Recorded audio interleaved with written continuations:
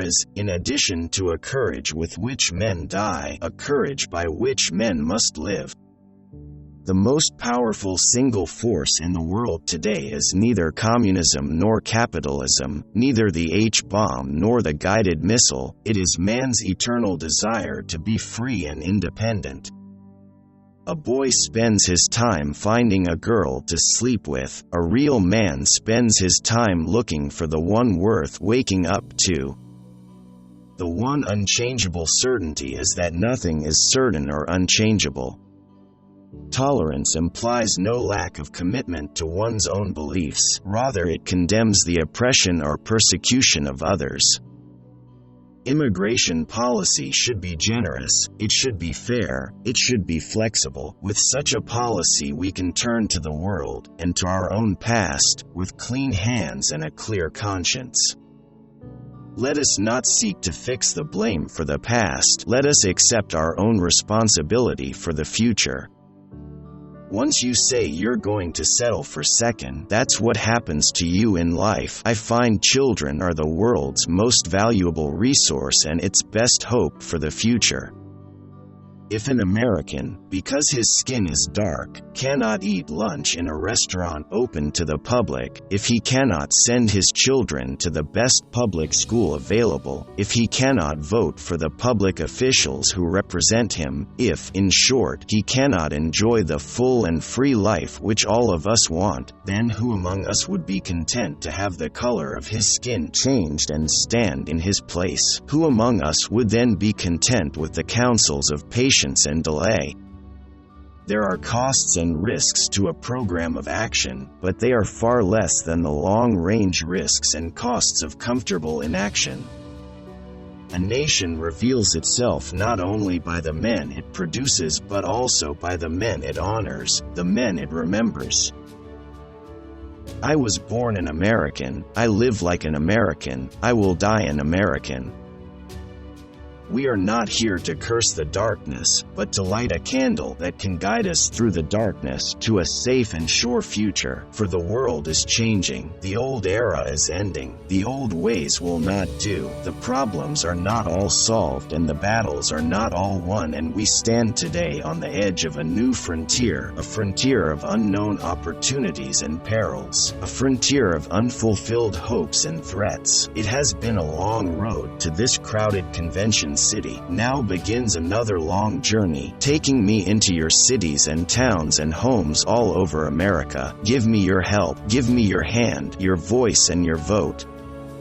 A nation that is afraid to let its people judge the truth and falsehood in an open market is a nation that is afraid of its people. If art is to nourish the roots of our culture, society must set the artist free to follow his vision wherever it takes him. If more politicians knew poetry and more poets knew politics, I am convinced the world would be a little better place in which to live. The interaction of disparate cultures, the vehemence of the ideals that led the immigrants here, the opportunity offered by a new life, all gave America a flavor and a character that make it as unmistakable and as remarkable to people today as it was to Alexis de Tocqueville in the early part of the 19th century. We must face the fact that the United States is neither omnipotent nor omniscient, that we cannot impose our will upon the other 94% of mankind, that we cannot right every wrong or reverse every adversity, and that therefore there cannot be an American solution to every world problem. Our problems are man-made, therefore, they can be solved by man, and man can be as big as he wants. No problem of human destiny is beyond human beings. Man's reason and spirit have often solved the seemingly unsolvable, and we believe they can do it again. The problems of the world cannot possibly be solved by skeptics or cynics whose horizons are limited by the obvious realities. We need men who can dream of things that never were. Probably the greatest concentration of talent and genius in this house, except for perhaps those times when Thomas Jefferson ate alone. every inhabitant of this planet must contemplate the day when this planet may no longer be habitable. The weapons of war must be abolished before they abolish us. To those peoples in the huts and villages of half the globe struggling to break the bonds of mass misery, we pledge our best efforts to help them help themselves, for whatever period is required, not because the communists may be doing it, not because we seek their votes, but because it is right. If a free society cannot help the many who are poor, it cannot save the few who are rich. Just because we cannot see clearly to the end of the road, that is no reason for not setting out on the essential journey. And is not peace, in the last analysis, basically a matter of human rights, the right to live out our lives without fear of devastation, the right to breathe air as nature provided it, the right of future generations to a healthy existence? With a good conscience our only sure reward, with history the final judge of our deeds, let us go forth to lead the land we love, asking His blessing and His help, but knowing that here on earth God's work must truly be our own. So let us begin anew, remembering on both sides that civility is not a sign of weakness, and sincerity is always subject to proof. The Chinese used 2 brush strokes to write the word crisis. One brush stroke stands for danger, the other for opportunity. In a crisis, be aware of the danger but recognize the opportunity. If by a liberal, they mean someone who looks ahead and not behind, someone who welcomes new ideas without rigid reactions, someone who cares about the welfare of the people, their health, their housing, their schools, their jobs, their civil rights and their civil liberties, someone who believes we can break through the stalemate and suspicions that grip us in our policies abroad. If that is what they mean by a liberal, then I'm proud to say I'm a liberal. Forgive your enemies, but never forget their names. The rights of every man are diminished when the rights of one man are threatened.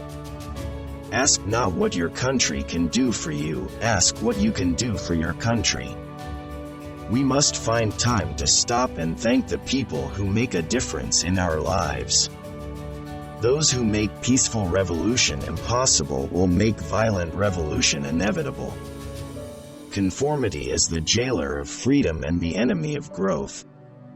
I really don't know why it is that all of us are so committed to the sea, except I think it's because in addition to the fact that the sea changes, and the light changes, and ships change, it's because we all came from the sea, and it is an interesting biological fact that all of us have in our veins the exact same percentage of salt in our blood that exists in the ocean, and, therefore, we have salt in our blood, in our sweat, in our tears. We are tied to the ocean. And when we go back to the sea, whether it is to sail or to watch it, we are going back from whence we came.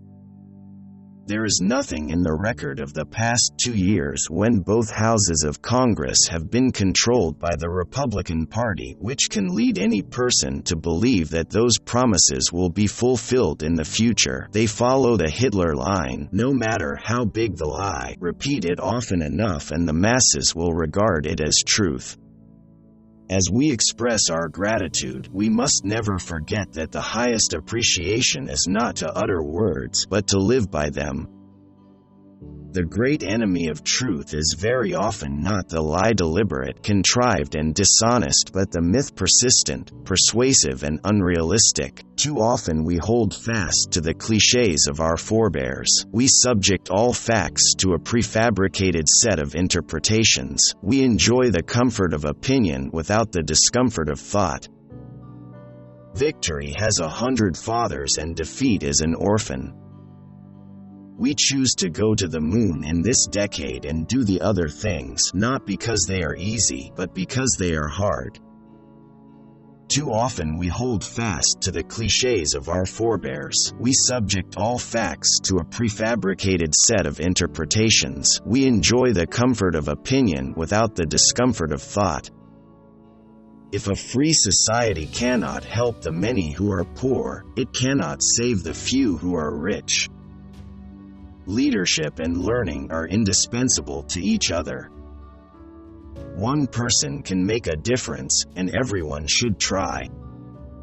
If this nation is to be wise as well as strong, if we are to achieve our destiny, then we need more new ideas for more wise men reading more good books in more public libraries. These libraries should be open to all, except the censor. We must know all the facts and hear all the alternatives and listen to all the criticisms. Let us welcome controversial books and controversial authors, for the Bill of Rights is the guardian of our security as well as our liberty. A man may die, nations may rise and fall, but an idea lives on. Ideas have endurance without death. If we cannot end now our differences, at least we can help make the world safe for diversity. Change is the law of life, and those who look only to the past or the present are certain to miss the future. If we cannot end now our differences, at least we can help make the world safe for diversity. For, in the final analysis, our most basic common link is that we all inhabit this small planet. We all breathe the same air. We all cherish our children's future, and we are all mortal. We are not afraid to entrust the American people with unpleasant facts, foreign ideas, alien philosophies, and competitive values. For a nation that is afraid to let its people judge the truth and falsehood in an open market is a nation that is afraid of its people. Let us never negotiate out of fear, but let us never fear to negotiate. Liberty without learning is always in peril, and learning without liberty is always in vain. Mankind must put an end to war, or war will put an end to mankind. Let us not seek the Republican answer or the Democratic answer, but the right answer. Let us not seek to fix the blame for the past. Let us accept our own responsibility for the future. We cannot negotiate with people who say what's mine is mine and what's yours is negotiable. Without debate, without criticism, no administration and no country can succeed and no republic can survive. We choose to go to the moon in this decade and do the other things, not because they are easy, but because they are hard, because that goal will serve to organize and measure the best of our energies and skills, because that challenge is one that we are willing to accept, one we are unwilling to postpone, and one which we intend to win. Let the word go forth from this time and place, to friend and foe alike, that the torch has been passed to a new generation of Americans, born in this century, tempered by war, disciplined by a hard and bitter peace, proud of our ancient heritage, and unwilling to witness or permit the slow undoing of those human rights to which this nation has always been committed, and to which we are committed today at home and around the world. Let every nation know, whether it wishes us well or ill, that we shall pay any price, bear any burden, meet any hardship, support any friend, oppose any foe, to assure the survival and the success of liberty.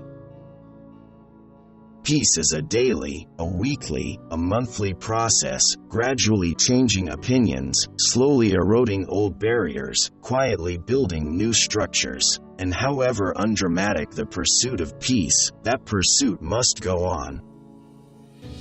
All of us have in our veins the exact same percentage of salt in our blood that exists in the ocean, and, therefore, we have salt in our blood, in our sweat, in our tears. We are tied to the ocean, and when we go back to the sea, whether it is to sail or to watch it, we are going back from whence we came. A man does what he must, in spite of personal consequences, in spite of obstacles and dangers, and pressures, and that is the basis of all human morality. If not us, who? If not now, when? I'm an idealist without illusions. Those who dare to fail miserably can achieve greatly. Art is the great democrat calling forth creative genius from every sector of society, disregarding race or religion or wealth or color. The ignorance of one voter in a democracy impairs the security of all. We need men who can dream of things that never were. A child miseducated is a child lost. The rising tide lifts all the boats. All this will not be finished in the first 100 days, nor will it be finished in the first 1,000 days, nor even perhaps in our lifetime on this planet, but let us begin.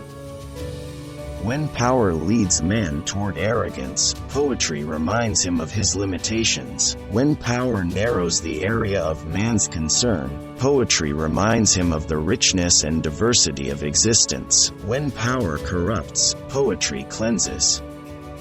Of course, it would be much easier if we could all continue to think in traditional political patterns of liberalism and conservatism as Republicans and Democrats from the viewpoint of North and South, management and labor, business and consumer, or some equally narrow framework. It would be more comfortable to continue to move and vote in platoons, joining whomever of our colleagues are equally enslaved by some current fashion, raging prejudice or popular movement.